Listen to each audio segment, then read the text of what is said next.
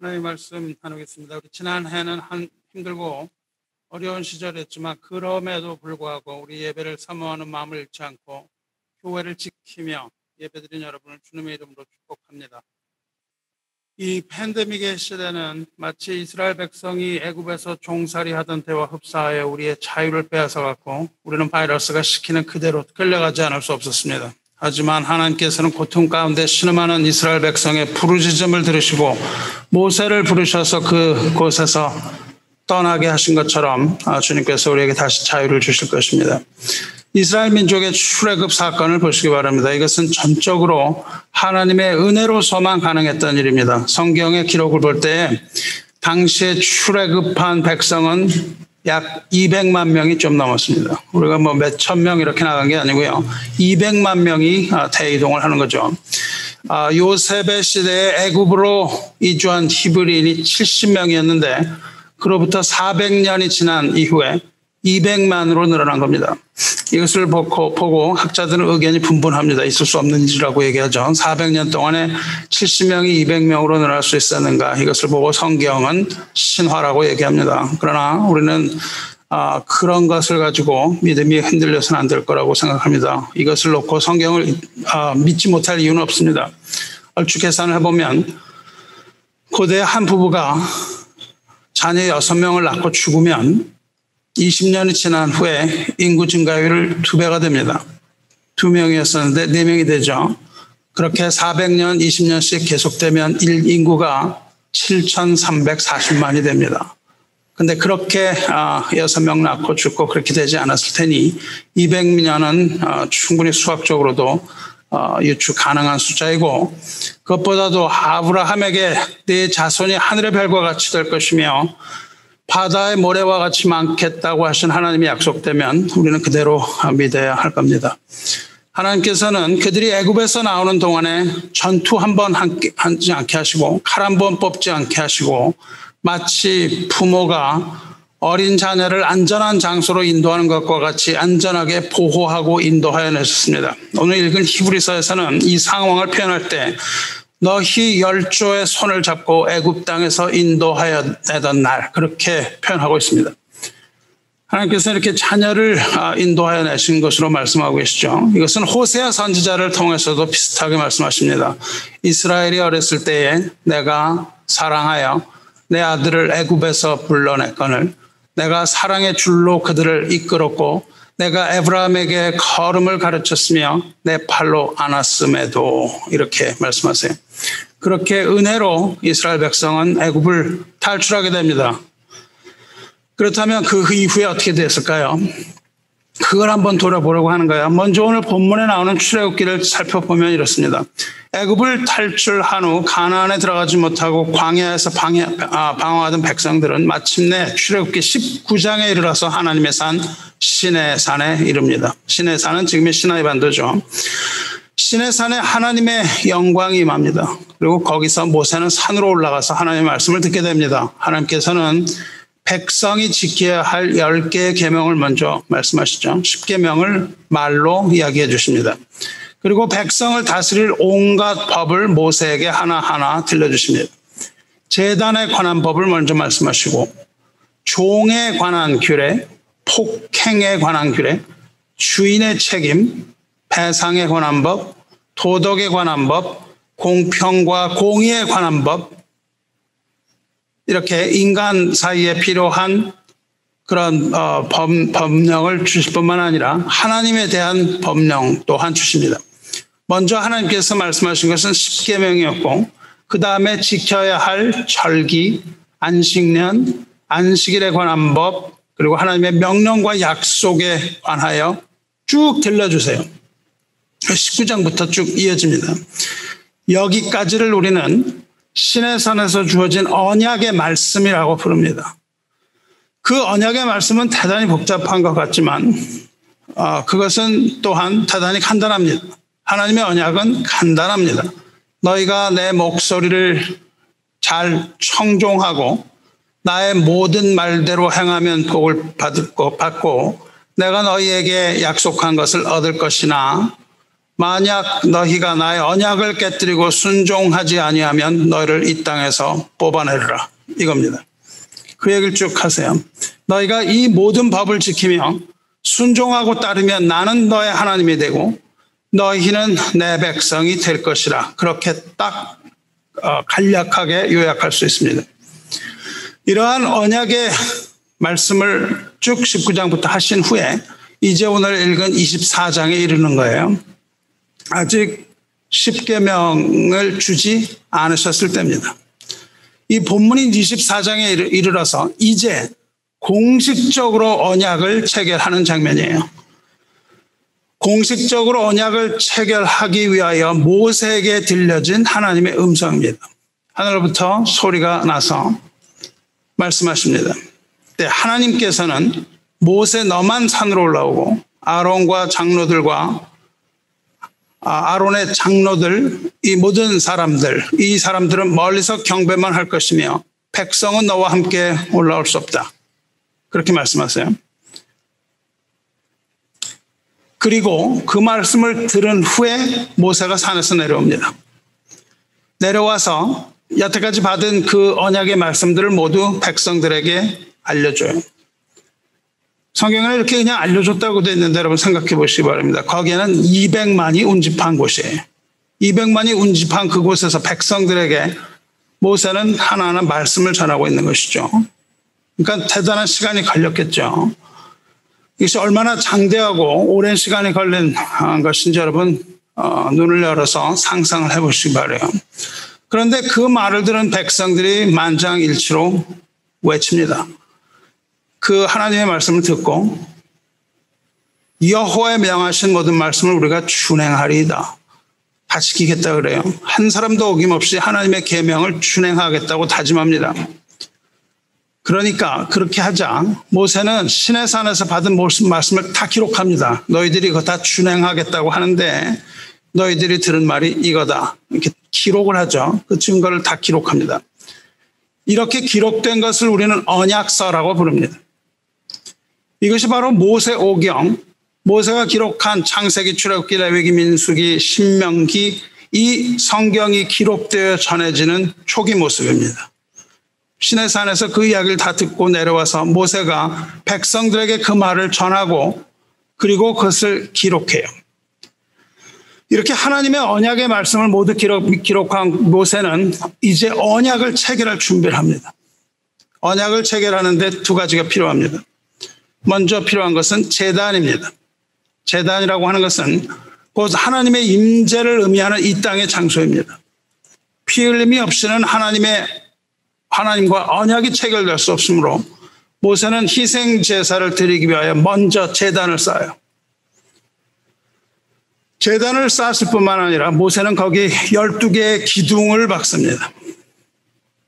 이 계약은 하나님과 백성의 계약이므로 하나님의 임재인 제단이 필요하고 하나님의 임재뿐만 아니라 하나님과 계약을 맺는 당사자인 백성을 상징하는 이스라엘의 12지파를 대표하는 기둥 12개를 세웁니다. 여러분 그림을 보시기 바라요.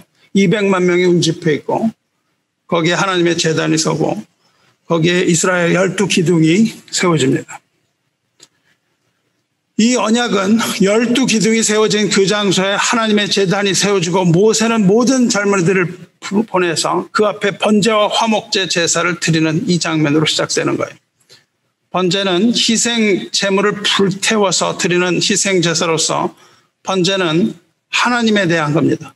하나님을 향한 전적인 봉사와 헌신을 의미하죠. 그것이 번제입니다.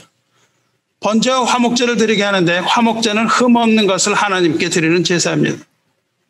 화목제를 히브리어로 제바크 샬렘이라고 부릅니다. 여기서 말하는 샬렘은 평화를 의미하는 샬렘과 같은 어원으로서 화목제는 하나님과 백성의 화평, 회복, 그리고 화목한 관계를 위해서 드립니다. 우리가 알고 있는 희생제사는 둘로 나눠지는데 하나는 하나님의 몫이고 하나님은 사람의 몫입니다. 하나님을 위한 제사가 있고 사람을 위한 제사가 있어요. 번제, 소제 이런 것들은 그리스도 안에 있는 하나님의 몫입니다. 또 속건제나 속죄제 같은 것들은 인간의 죄를 가리는 데 필요한 그 인간의 필요에 따라서 드리는 제사입니다. 그런데 화목제라는 것은 하나님과 인간 이 둘 사이에 있는 제사로서 하나님과 인간의 관계를 위해서 드리는 겁니다. 그러니까 모세가 준비한 언약식은 첫 번째로 하나님에 대한 헌신, 두 번째로는 하나님과 백성 간의 화목, 이 두 가지에 관한 것을 드렸어요. 백성을 하나님께 드리는 의미가 있고 또 하나님과 그들이 화평을 이루게 하는 그런 의미를 갖는 겁니다. 이것을 다 뭉뚱그려서 얘기를 하면 하나님의 언약입니다. 너희는 내 백성이 되고 나는 너희 하나님이 되리라고 하는 하나님의 약속의 중심이 이겁니다. 이 언약은 처음부터 끝까지 성경에 있어서 그 맥을 뚫는 하나님의 언약이에요. 이 언약은 계속해서 갱신되어 왔으며 이 언약은 마지막에 이르러 결국 세상 마지막 날 하나님과 백성의 언약이 완성이 되는 그날 그 언약은 완전히 성취되는 겁니다. 그래서 요한계시록 21장 3절을 보면 내가 들으니 보좌에서 큰 음성이 나서 이르되 보라 하나님의 장막이 사람들과 함께 있으며 하나님이 그들과 함께 계시리니 그들은 하나님의 백성이 되고 하나님은 친히 그들과 함께 계셔서 모든 눈물을 그 눈에서 닦아주시니 다시는 사망이 없고 애통하는 것이나 곡하는 것이나 아픈 것이 다시 있지 아니하리니 처음 것들이 다 지나갔음이러라. 이렇게 이야기하고 요한계시록이 거진 막을 내립니다. 이렇게 준비한 제단과 12돌 기둥 앞에 선 모세는 피를 가지고 제사의 피를 가지고 그 중에 반은 양푼에 담고 나머지 반을 제단에 뿌립니다. 그리고 좀 전에 기록한 그 언약서를 들고 나와서 백성 앞에서 큰 소리로 낭독합니다. 모든 백성이 그 언약서, 기록된 언약서를 다 듣게 해요. 그리고 그 말씀에 대한 순종을 요구합니다. 언약서의 내용을 들은 그 백성들은 다시 외칩니다. 여호와의 모든 말씀을 우리가 준행하리이다. 이렇게 외쳐요. 이것이 어떤 면에서 지금의 예배와 유사한 모습입니다. 예배는 하나님이 주인이시죠. 그래서 하나님께서 말씀하십니다. 하나님께서 말씀을 하시는 것이고 백성은 그에 대한 반응으로 순종을 맹세하는 거예요. 기록된 하나님의 말씀이 낭독되고 이렇게 설교로서 말씀이 선포되고 이것을 듣는 하나님의 백성들은 그것에 대하여 아멘 하고 반응하는 것, 이것이 예배의 모습이죠. 그리고 이것이 바로 하나님과의 언약을 체결하는 그 제사의 모습이었습니다. 피의 반은 제단에 뿌렸어요. 그리고 모세는 그 나머지 피를 12지파 백성에게 뿌립니다. 12개의 돌기둥에 뿌린 것이죠. 이것으로 피는 나누어집니다. 피가 제단에 반이 쏟아졌고 반이 백성에게 부어졌습니다. 다시 말하면 쌍방이 계약의 당사자가 된 겁니다. 피가 나누어졌어요. 그리고 서로가 상호 책임과 의무를 나누어지게 된 것이죠. 하나님께서는 그 언약의 주인이시며 언약의 창시자이시고 백성은 그 언약에 순종하여야 하는 의무를 갖게 되는 겁니다. 언약의 백성으로 살아갈 것을 다짐하게 되는 거예요. 그래서 이 언약을 할 때는 무엇인가를 나누는 겁니다. 언약이라는 말의 의미는 쪼개는 것을 의미해요. 나누는 것을 의미합니다. 백성에게 피를 뿌리면서 모세가 말합니다. 이는 그 피를 뿌리면서 이는 여호와께서 이 모든 말씀에 대하여 너희와 세우신 언약의 피라. 그렇게 이야기를 합니다. 이것은 피의 언약입니다.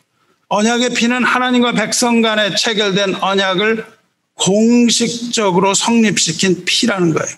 그 맥의 물이 피입니다.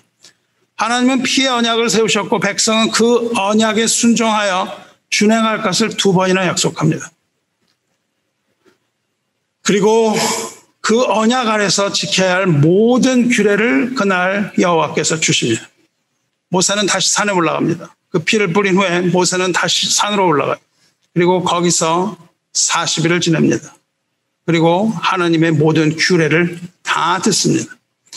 일러주신 규례들은 그때 일러주신 규례들은 하나님과 만나는 방법에 대하여, 다시 말하면 하나님과 만나는 장소, 성소에 관한 내용을 40일 동안 들려주세요.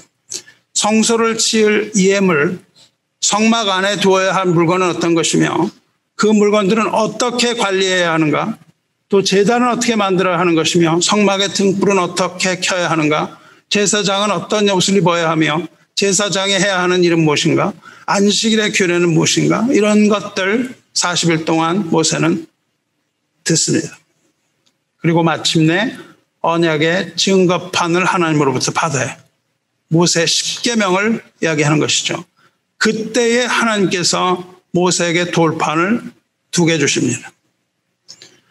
여러분이 부동산을 체결하면 계약서를 작성하죠. 계약서를 작성해서 그 서명을 합니다. 서명한 계약서를 복사해서 한 부씩 서로 나누어 가지죠. 동일하게 아마도 언약의 10계명도 이 복사본처럼 2개의 돌판에 동일한 언약이 내용이 쓰여 있을 것이라고 학자들이 추측합니다. 우리가 보통은 10계명 1, 2, 3, 4, 5, 6, 7, 8, 9, 10 이렇게 썼다고 생각을 하는데 어떤 학자들은 그것이 아니고 돌판에 한 판에 10개, 또 한 판에 동일한 거 10개를 해서 그것이 2개의 돌판으로 이루어졌다고 생각하는 학자들도 있습니다. 성경에 그렇게 써 있지 않기 때문에 우린 그렇다고 주장하지 못합니다. 그런데 복사라는 그 의미, 2개로 나누어 가진다는 의미에 근거해서 그렇게 생각할 수 있습니다. 그렇게 기록은 되어 있지만 이 기록된 것은 이 돌판을 하나님께서 친히 손가락으로 써서 인증하여 주셨다고 되어 있습니다. 우리 성경에는 그렇게 번역을 해놓지 않았기 때문에 모르는데 하나님께서 손가락으로 그것을 세우셨죠. 이것이 출애굽기 31장까지로 넘어가는 거예요. 출애굽기가 전부 40장 있는데 지금 19장부터 장황하게 얘기를 했는데 무슨 얘기인지는 다 쉽게 들으실 수 있습니다. 31장 18절을 보면 여호와께서 시내산 위에서 모세에게 이르시기를 마치신 때에 증거판 2를 모세에게 주시니 이는 돌판이요 하나님이 친히 쓰신 것이다. 여기서 십계명의 판을 증거판이라고 불러요. 십계명의 돌판을 증거판이라고 부르는 이유는 지금 언약을 맺었기 때문에 그렇습니다. 계약을 한 거예요. 그래서 그 계약의 증거로서 하나님께서 돌판 2개를 주신 겁니다. 이것이 바로 피의 언약, 언약의 피라고 말씀하시고 이 모든 피의 언약을 증거하는 증거물이 바로 십계명의 돌판이라고 말씀하고 계세요. 출애굽기 31장까지 이야기입니다. 여기까지가 한 문맥이에요. 그래서 여기까지가 시내산에서 맺으신 피의 언약에 관한 겁니다. 하지만 불행하게도 31장까지 이 이야기 아주 간단한 이야기인데 그리고 모든 것을 준행하겠다고 2번이나 다짐했던 백성들은 이 이야기가 끝나기가 무섭게 그 언약을 깨뜨립니다. 그것을 받기도 전에 언약을 깨뜨리고 하나님을 배신합니다. 모세가 40일 동안 시내산에서 하나님의 말씀을 받고 있는 동안 백성들은 그것을 견디지 못하고 금송아지를 만들어서 우상 숭배하죠. 이것이 지금 말씀드린 그 이야기 안에서 들어있습니다. 그 이야기가 진행되는 동안이 굉장히 길어서 우리가 혼동하는데 문제는 그렇게 긴 언약식을 하고 그리고 모세가 돌판을 들고 내려오자마자 금송아지를 보게 되는 겁니다. 이 40일을 견디지 못하고 금송아지를 만들어서 우상을 숭배합니다. 하나님께 드린 모든 예물에 관하여 모세가 듣고 왔어요. 어떻게 예물을 드려야 하는가? 이것을 모세가 듣고 내려와서 말하기도 전에 애굽으로부터 하나님께서 가져오게 하신 그 금고리를 다 모아서 금송아지 신에게 바치고 말았습니다. 어떻게 예물을 드려야 되는지 듣기도 전에 이미 그들은 금송아지를 만들고 말았던 것이죠. 이렇게 언약을 깨뜨린 백성에게 하나님은 진노하십니다. 내가 이 백성을 보니 목이 곧은 백성이로다. 그러니 내가 이들을 진멸하고 너로 큰 나라가 되게 하리라. 모세에게 말씀하십니다. 그때 모세는 금송아지를 보지 못했어요. 하나님께서 그 이야기를 하시면서 내가 지금 내려가면 금송아지를 숭배하고 있을 것이라고 말씀하시며 내가 그들을 진멸하겠다고 말씀하세요.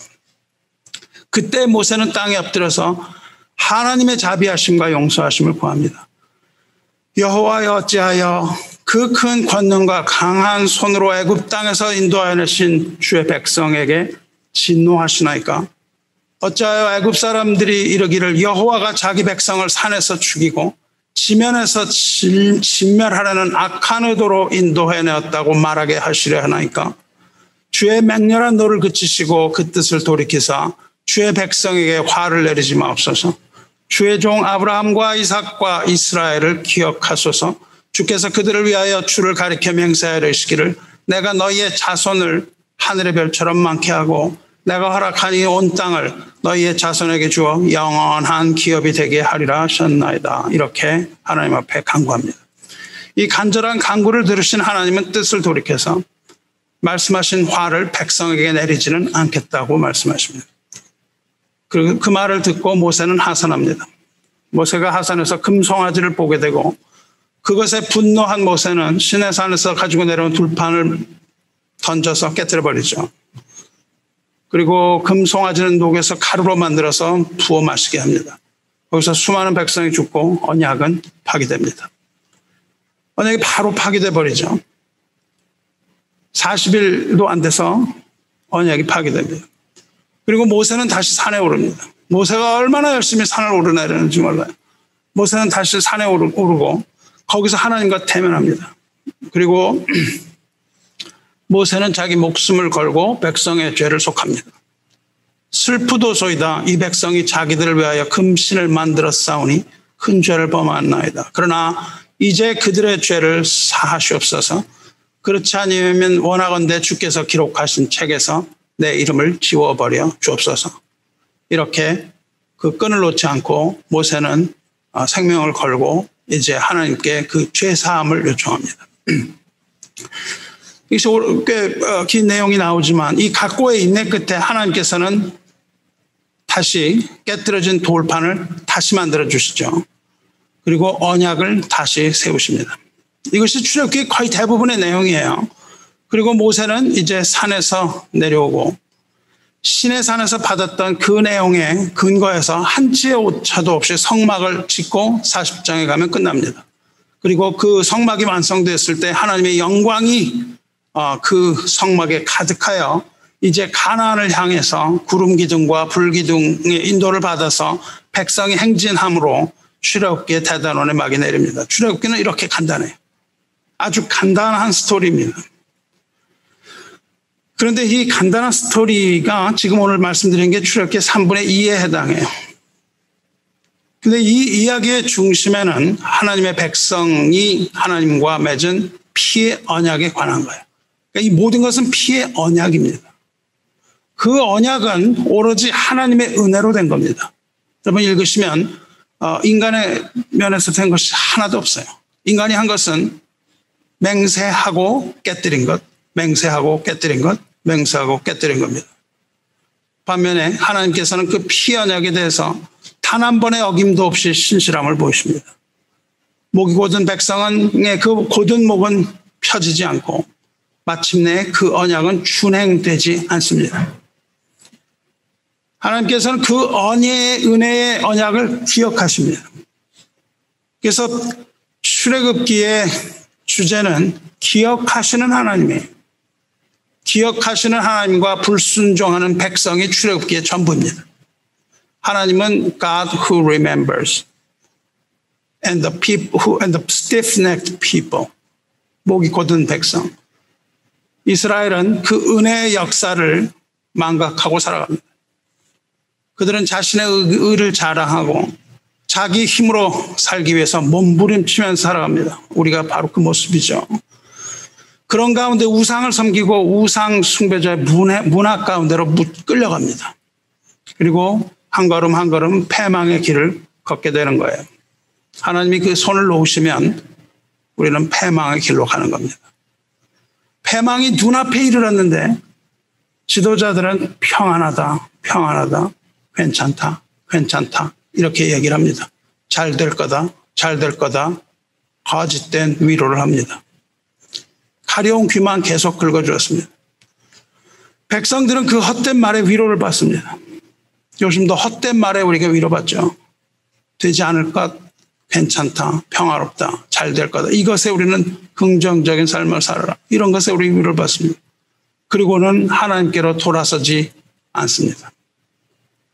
하나님으로부터 등을 돌린 그 채로, 순종하지 않은 채로 그런 말에 따라서 위로받고 하나님 앞으로 돌아서지 않는 겁니다.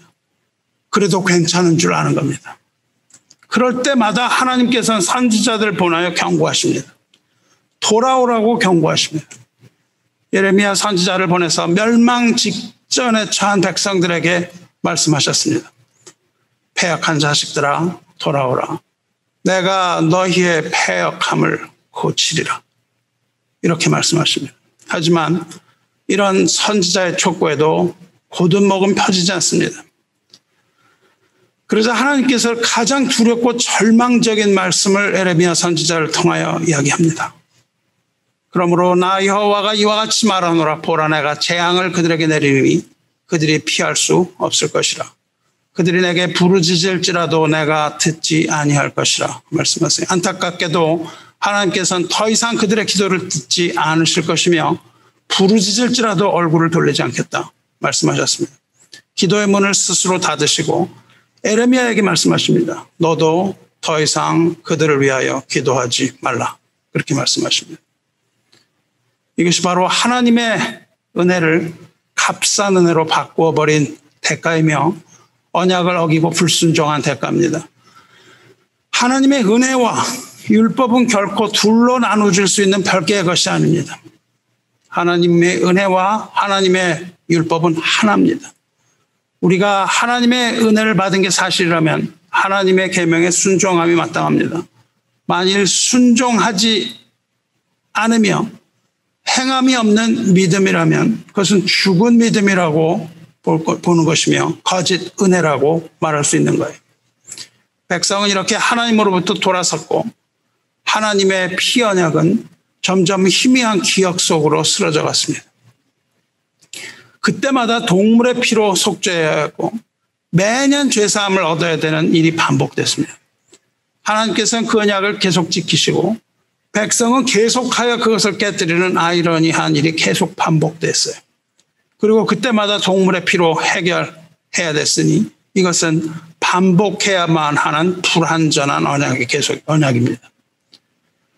그럼에도 불구하고 하나님께서는 동일한 언약을 계속하십니다. 에레미야를 통해서 그렇게 이야기하신 후에도 동일한 얘기를 그대로 하세요. 하나님 얼마나 바보 같으신지 그렇게 배반을 했음에도 불구하고 동일한 얘기를 계속 하시는 겁니다.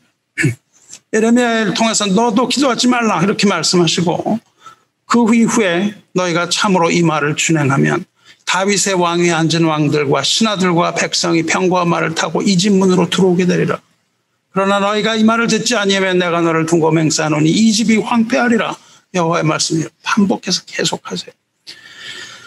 이러한 불완전한 언약이 계속 반복되는 것이 구약의 말씀이에요. 얼마나 그것이 많았으면 그렇게 두껍게 그 이야기를 계속하고 있겠습니까? 그러다가 하나님께서는 이제 불완전한 동물의 피로 반복해서 드리는 그 언약을 파괴하겠다고 말씀하세요. 하나님은 그 백성을 떠나질 못하십니다. 하나님이 그 백성을 떠난다고 말씀을 하시면서 계속해서 머뭇머뭇거리시는 거예요. 못 떠나세요. 그렇게 못 떠나다가 마침내 그것을 파괴하겠다고 말합니다. 그리고는 이제 그것을 파괴하고 완전한 어린 양의 피로 드리게 될 새 언약을 세우시겠다고 에레미야의 입을 통해서 천명하십니다. 에레미야 31장의 31절에 여호와의 말씀이니라. 보라, 날이 이르리니 내가 이스라엘 집과 유다 집에 새 언약을 맺으리라. 이 언약은 내가 그들의 조상들의 손을 잡고 애굽 땅에서 인도하여 내던 날 맺은 것과 이렇게 말씀하시죠. 그것과 같지 아니할 것은 내가 그들의 남편이 되었어도 그들이 내 언약을 깨뜨렸음이라. 여호와의 말씀이니라.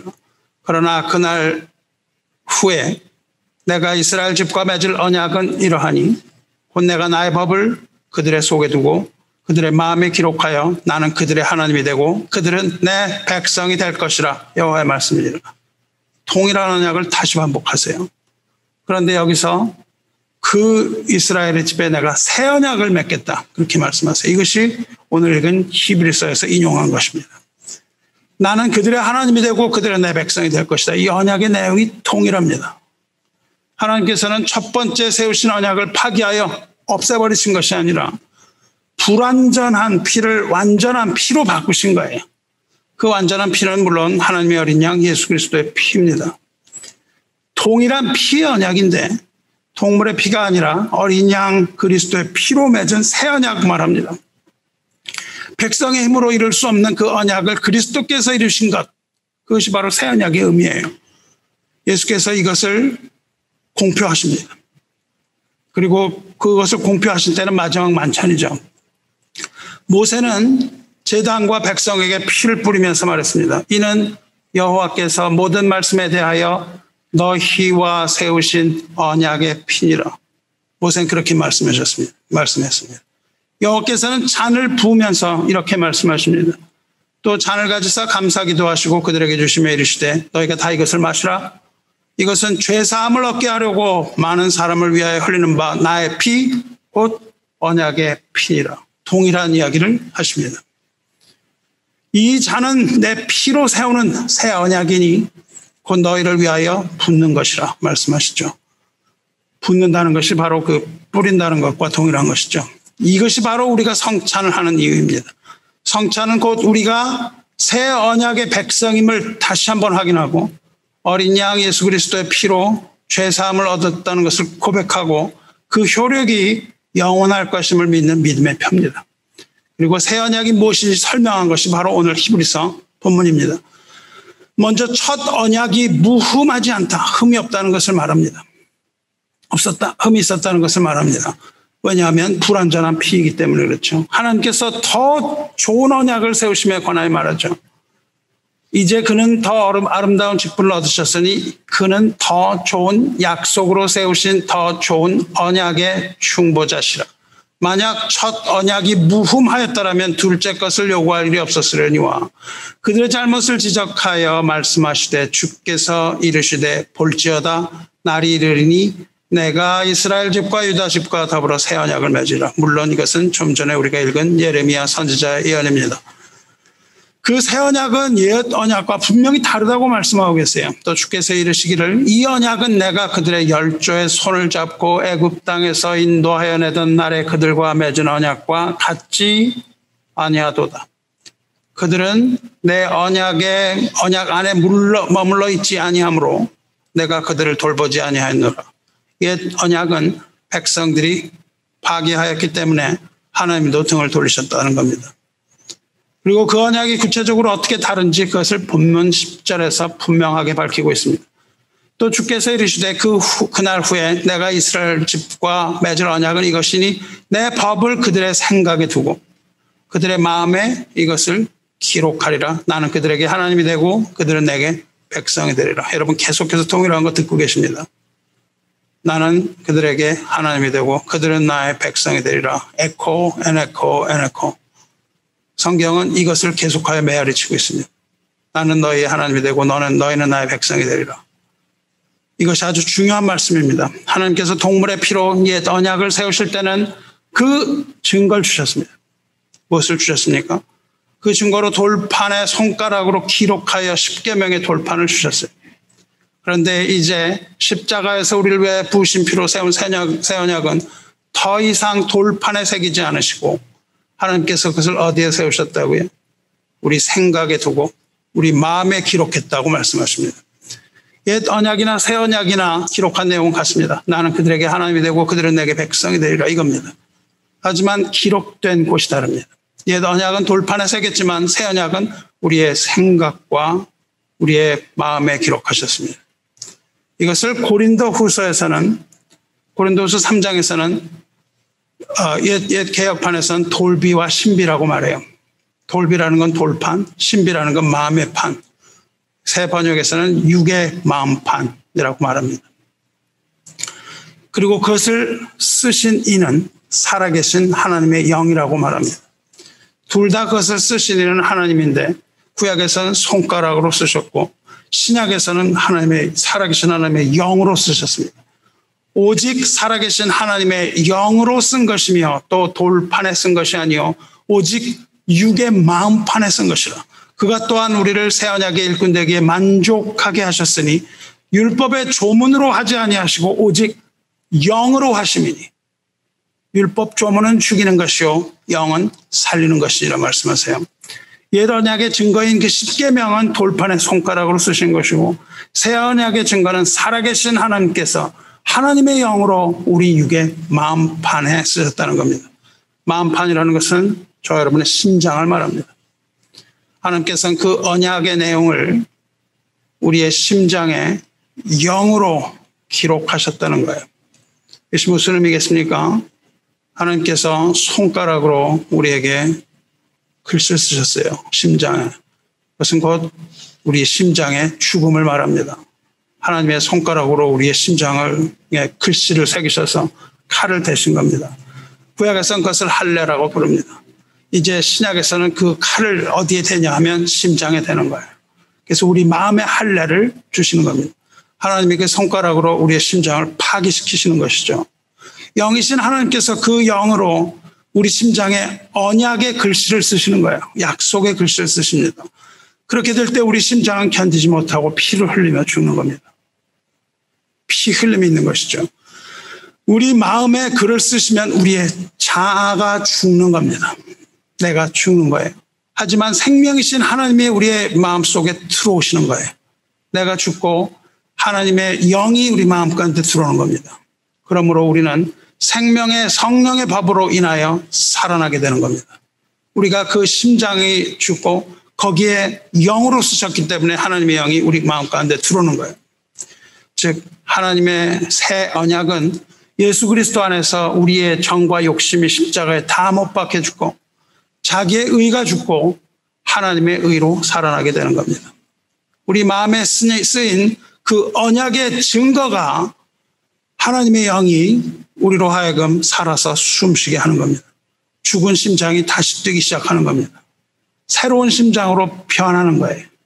예수 그리스도의 피가 우리의 죄를 모두 깨끗하게 씻을 것이며 우리의 죄가 양털같이 하얗게 씻어지고 우리의 죽은 자아가 이제 새로운 심령으로 살아나게 되는 겁니다. 이것이 바로 우리의 마음판에 쓰신다는 것을 의미해요. 다시 말해서 우리가 변화되어 새 사람이 된다는 뜻입니다. 우리는 결코 죽지 않고는 새 사람이 될 수가 없는 거예요. 이스라엘 백성처럼 준행하리다 반복하면서 계속 자기의 생각을 하며 살아갑니다. 우리는 변하게 되는 거예요. 우리는 죄로부터 죽고 하나님의 새 언약의 백성으로 다시 태어나는 겁니다. 이것이 바로 언약의 의미예요. 이 돌판에 새긴 언약은 사람을 변화시키지 못했습니다. 돌판에 십계명을 써주셨는데 준행하겠다고 얘기하면서 변하지 않아요. 그러나 새 언약은 생각에 두고 마음에 새겼다고 하세요. 우리 생각이라는 것은 우리의 지성을 말합니다. 우리의 생각에 이성을 말하죠. 그리고 마음은 우리의 감성을 말합니다. 지성과 감성을 합하여서 전인격이라고 얘기하죠. 그 옛 언약의 불완전 피는 오직 생각만 한 거죠. 그것을 마음으로 가지지 못하고 죽지 못했습니다. 그렇게 옛 언약의 불완전한 피와는 달리 어린 양의 새 언약의 피는 완전한 것이죠. 우리의 생각과 마음을 변하게 하는 겁니다. 주 안에 사랑하는 성도 여러분, 만일 여러분이 예수 그리스도 어린 양의 피를 믿는다면 여러분은 새 살이 돋아나듯이 새로운 세포로 변화해야 하는 겁니다. 여러분의 마음속에 인격적인 변화가 일어나야 옳습니다. 생각과 마음, 지상과 감정, 이 전인격적인 변화를 겪는 거예요. 그것이 고통 가운데 이루어집니다. 그 고통 가운데 우리가 변하는 겁니다. 자아는 죽고 새롭게 태어나는 겁니다. 누구든지 주 안에 있으면 새로운 피조물이라. 이전 것은 지나갔으니 보라 새 것이 되었도다 말씀하세요. 어린 양의 피로 우리는 새롭게 되는 겁니다. 성도 여러분, 우리 이제 다사다난했던 2010년 묵은 해가 지나가고 2021년 새해가 밝았습니다. 새해는 새 것으로 채우시기 바랍니다. 하지만 새해가 되었다고 새 것으로 바뀌지는 않습니다. 새해가 되기 위해서는 우리 자신이 변해야 합니다. 우리가 바뀌면 새로운 것이 됩니다. 새해가 됐다고 우리가 바뀌는 것은 아니에요. 우리가 그리스도 안에 있으면 새로운 피조물이라. 보라 이전 것은 지나갔으니 보라 새 것이 되었도다 이겁니다. 새해는 우리 옛사람을 죽이고 새 사람을 입으시기 바랍니다. 지난해와 같은 그 모습을 보여서는 안 되는 것이죠. 죽지 않는 우리 겉사람을 죽이고 속사람으로 채우시기 바랍니다. 예수를 믿는다는 것은 그리스도 안에서 날로 새로워지는 겁니다. 한 해가 가고 새해를 맞을 때마다 우리는 계속 늙어갑니다. 떡국을 한 그릇 먹을 때마다 늙어갑니다. 우리의 겉모습은 날로 늙어갑니다. 만일 우리 속사람이 변하지 않는다면 우리는 날로 후패하여지며 결국 한 줌의 흙으로 돌아가고 마는 겁니다. 하지만 우리는 그리스도 안에서 변화합니다. 우리 겉사람이 아니라 속사람, 진정한 우리의 영혼이 날로 새로워진다는 거예요. 고린도후서 4장 16절에 사도 바울이 말하죠. 그러므로 우리가 낙심하지 아니하노니 겉사람은 후패하나 우리의 속은 날로 새롭도다 말해요. 우리의 겉사람은 날로 후패, 날로 늙어간다는 뜻이죠. 그러나 우리의 속은 날로 새롭도다. 우리가 떡국을 먹을수록, 나이를 먹을수록 우리는 점점 젊어진다는 겁니다. 여러분, 이것이 바로 우리 생각에 두신 법과 마음에 기록하신 계명입니다. 하나님께서 돌판에 새기신 것은 옛 계명과 십 계명입니다. 하지만 우리의 생각과 마음에 기록하신 법, 그것은 새 계명입니다. 옛 계명은 돌판에 기록하셨고 새 계명은 우리의 마음과 심장에 기록하셨습니다. 새 계명은 그리스도의 계명이며 그리스도의 계명은 무엇입니까? 그것은 곧 마음과 힘과 뜻과 목숨을 다하여 하나님을 사랑하라. 그리고 내 이웃을 내 몸과 같이 사랑하라 하신 그 계명입니다. 이것을 어디에 쓰셨다고요? 머리에 쓰실 뿐만 아니라 심장에 쓰셨다고요. 이것을 우리가 지식으로만 가지고 있는 것이 아니라 우리는 그 심장으로 받아들여야 하는 것이죠. 이스라엘 백성이 십계명을 지키지 않음으로 멸망당한 것 같이 사랑의 계명을 지키지 않는 것은 하나님의 새 언약 안에 있지 않는 겁니다. 그러므로 그것은 그리스도의 계명을 지키지 않는 것은 둘째 사망에 이르는 길인 것을 우리는 요한 1, 2, 3서를 통해서 배웠습니다. 사랑하지 않는 것은 곧 죽음을 말한다고 배웠죠. 그런데 사랑의 계명은 우리 마음과 생각에 새기셨습니다. 우리가 지식으로도 알고 마음으로도 사랑하는 것, 이것이 곧 새 계명이며 새 언약의 피입니다. 돌판의 율법은 지키지 못했을 때 멸망하는 그런 거였습니다. 그런데 마음과 생각에 새긴 사랑의 계명은 지킬수록 기쁨을 얻게 되는 축복의 계명입니다. 돌판은 지키지 못할 때 죽음, 그러나 새 계명은 지킬수록 기쁨을 얻는 축복의 계명입니다. 어째서 자꾸 사랑하라고 그러실까요? 사랑하는 자가 받게 되는 복 때문에 그렇습니다. 사랑하는 자는 그것을 얻게 되는 것이죠. 용서하는 자가 기쁘게 되는 것이고 사랑하는 자가 기쁘게 되는 거죠. 이 옛 언약에 있어서 피의 언약은 반복됐습니다. 죄는 사라지지 않았어요. 그리고 또다시 죄사함의 제사를 드렸습니다. 하지만 이제 새 언약에 있어서는 예수 그리스도의 피로 죄가 씻겨졌습니다. 구약에서는 죄를 가렸습니다. 죄는 여전히 있는데 가렸어요. 신약에서는 이것이 씻겨졌습니다. 그러므로 우리가 벌거벗고 나가도 하나님 앞에 나갈 수 있는 것이죠. 하나님께서는 말씀하시죠. 그들의 죄를 다시 기억하지 아니하리라 말씀하세요. 하나님은 기억하시는 하나님이신데 하나도 잊어버리지 않는 하나님인데 기억하지 않겠다고 하신 게 하나 있는데 그게 뭐냐면 그들의 죄입니다. 말씀하셨습니다. 그리스도 예수 피 안에서 다시는 정죄함이 없다는 거예요. 그러므로 이제 그리스도 예수 안에 있는 자에게는 결코 정죄함이 없나니 이는 그리스도 예수 안에 있는 생명의 성령의 법이 죄와 사망의 법에서 너를 해방하였습니다. 말씀하셨습니다. 누가 정죄하리요? 죽으실 뿐 아니라 다시 살아나신 이는 그리스도 예수시니 그는 하나님 우편에 계신 자여 우리를 위하여 간구하시는 자시라.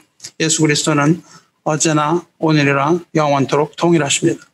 옛 언약은 유한한 언약이었으나 새 언약은 영원히 변치 않는 영원한 언약입니다. 주 안에 있는 형제 자매 여러분 13절을 보시기 바랍니다. 새 언약이라 말씀하셨음에 첫 것은 낡아지게 하신 것이니 낡아지고 쇠하는 것은 없어져 가는 것이라. 새 언약이 오면 옛 언약은 쇠하고 없어져 갑니다. 하지만 새 언약은 날로 새롭습니다. 이제 우리 새해를 맞았습니다. 일신 우일신. 그리스도 예수 안에서 우리는 일신 우일신. 나날이 새롭고 또 날이 갈수록 새로워지는 겁니다. 새해는 그리스도를 떠나지 마시고 그리스도 예수 안에서 나날이 새롭게 변하고 사랑으로 가득하게 되시기를 축원합니다. 여러분은 새 언약의 성도일 텐데 새 언약의 성도 여러분 들으시기 바랍니다. 모세는 제단과 이스라엘 12지파의 기둥에 피를 뿌렸습니다. 12지파의 이 기둥은 요한계시록에 이르러 12문과 12기초석으로 갱신됩니다.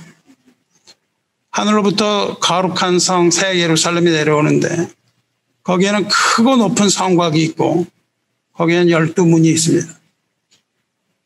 천국에 들어가는데 12문이 있어요. 그 12문들에 12지파의 이름이 기록되어 있습니다. 이 새 언약의 장소에서 12기둥의 12지파의 이름이 기록되어 있었던 것처럼 하나님의 나라에 들어가는데 12지파의 이름이 기록되어 있습니다. 그리고 그 성곽에는 12개의 기초석이 있습니다. 그 기초석에는 어린 양의 12사도의 이름이 쓰여져 있습니다. 기초석과 기둥은 곧 교회를 말합니다. 너희는 에베소 2장 10절 말씀에 너희는 사도들과 선지자들의 터 위에 세우심을 입은 자라. 그리스도 예수께서 친히 모퉁이 돌이 되셨느니라 말씀하시고 이 집은 살아계신 하나님의 교회요 진리의 기둥과 터니라 말씀하세요. 그 기둥과 터를 이야기하고 있습니다. 사도들과 선지자들의 터 위에 세워진 교회, 그리스도께서 모퉁이 돌이 되신 교회, 살아계신 하나님의 교회, 진리의 기둥과 터에 어린 양의 피를 뿌린 겁니다. 모세가 그 기둥에 뿌렸던 것처럼 하나님의 교회에 어린 양의 피가 뿌려진 거예요. 그리하여 여기가 바로 피 뿌린 제단입니다. 백성들에게 뿌리신 그 언약의 피의 제단이에요. 어린 양의 교회가 곧 새 언약의 피가 뿌려진 곳입니다. 어린 양의 교회에서 하나님과 맺은 새 언약, 우리를 위하여 뿌린 그 어린 양의 피의 언약, 이 안에서 하나님의 새 계명에 순종하시기 바랍니다. 말씀 맺겠습니다. 새 시작점에서 우리는 여기까지 지켜주신 에베네셀 하나님께 감사드립니다. 그리고 이제는 영의 사람으로 거듭나야 되겠습니다. 하나님께서 영으로 우리에게 기록하셨어요. 새해에는 영의 사람이 되시기 바랍니다. 육의 사람이 아니라 영의 사람으로 거듭나서 변화된 한 해를 맞이하시기 바랍니다. 영은 살리는 것이되 육은 무익하다고 했습니다. 세속을 버려야 합니다. 세속을 버리고 주 안에서 영의 사람으로 거듭나시기 바랍니다. 사도 바울은 날마다 죽노라 고백합니다. 새해는 어린 양 안에서 무익하고 멸망으로 이끄는 이 속사람을 날마다 죽이시고 새로운 피조물로서 우리를 사랑하사 목숨을 버리신 어린 양 예수 그리스도의 피로 날로 새롭게 되시기를 주님의 이름으로 축원합니다. 이렇게 기도하겠습니다. 은혜로우시고 자비로우신 하나님 아버지, 하나님의 은혜와 사랑에 감사드리나이다. 하나님께서 시내산에서 이스라엘 백성에게 언약의 피를 뿌리시고 기록된 언약서를 우리에게 읽게 하셔서 오늘도 살아계신 하나님의 음성 듣게 하시니 감사를 드리나이다. 하지만 이스라엘 백성이 순종하지 못함으로 깨어진 그 언약을 우리도 우리의 힘으로 지킬 수 없으나 하나님의 어린 양 예수 그리스도를 이 땅에 보내셔 그를 믿는 자마다 멸망하지 않고 영생 얻게 해주신 하나님의 은혜에 감사드리나이다. 우리의 생각과 마음에 하나님의 사랑의 계명을 새기셨으니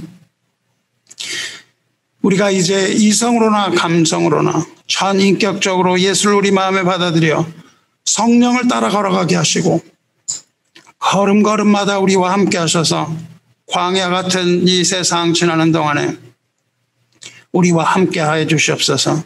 올 한 해 동안에 눈동자와 같이 보호하시고 새 언약의 피로 깨끗하게 하사 죄를 기억도 하지 않겠다고 하셨으니 이제 새 언약의 피를 함께 마신 우리들을 사랑의 계명 가운데 지키게 하시고 아직 남은 우리 여정에 불기둥과 구름기둥으로 인도하여 주시옵소서. 어린 양의 이름으로 여기에 모인 우리들에게 하늘의 은총을 가득 부어 주시옵소서. 그리스도 안에서 새날을 맞아 몸과 마음이 변화되게 하시고 새 생명으로 가득 채워 주시옵소서. 의와 평강의 열매를 맺기 원하올 때에 우리를 영으로 채우시는 하나님의 어린 양 우리 주 예수 그리스도의 이름으로 기도드리옵나이다. 아멘.